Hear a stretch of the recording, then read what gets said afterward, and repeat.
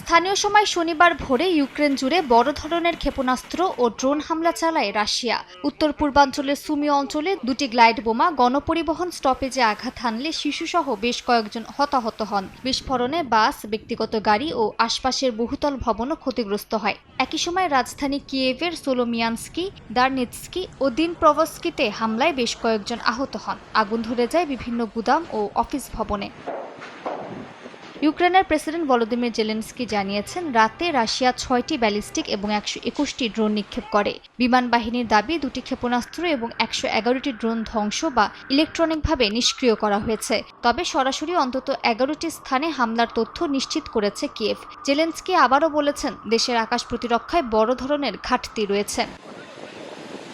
অন্যদিকে রাশিয়ার প্রতিরক্ষা মন্ত্রণালয় জানিয়েছে, কিয়েভে ড্রোন উৎপাদনকারী অ্যারেড্রন কারখানা এবং ফায়ার পয়েন্ট 2 ড্রোন সংযোজন ও সংরক্ষণ কেন্দ্র লক্ষ্য করে উচ্চ নির্ভুল অস্ত্র দিয়ে হামলা চালানো হয়েছে। মন্ত্রণালয়ের দাবি, ওডেসা অঞ্চলের ইজমাইল, চর্নোমর্স্ক ও ইউঝনি বন্দরের সামরিক সরঞ্জাম, জ্বালানি গুদাম ও লজিস্টিক অবকাঠামোও ধ্বংস করা হয়েছে।